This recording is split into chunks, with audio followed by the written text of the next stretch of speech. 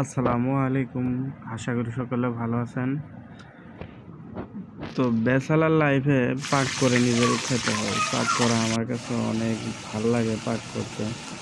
তো মাঝে মধ্যে নিজে নিজেই পাক করি, সবসময় নিজে নিজেই পাক করতে হয়। তো আজকে পাক করলাম মাছের মাথা আর বটবড়ি শিং। তো অনেক সুন্দর হয়েছে পাকানোটা। তো শেষ অবধি পর্যন্ত দেখবেন সবাই যে কীভাবে পাক করলাম। পাক করা অনেক সহজ কাজ এবং কি অনেক কঠিনও।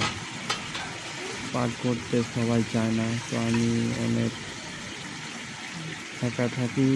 একা থাকার পরে আমার অবশ্যই পাক করে খেতে হয়। আমি মেসেও খাই না, হোটেলেও খাওয়া দাওয়া করি না, কারণ এগুলো তেল যুক্ত খাবার বেশি। এই জন্য আমি নিজে পাকায়া খাই।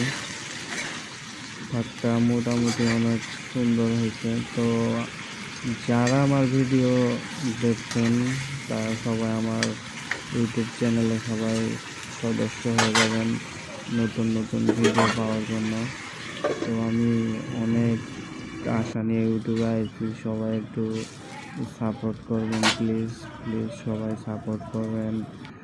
সবাইকে দাওয়াত রইল শেষ পর্যন্ত দেখার জন্য। তো ফাইনালি লাস্টে চলে গেলাম খাওয়ার জন্য। অনেক মজা হয়েছে খাওয়াটা, অনেক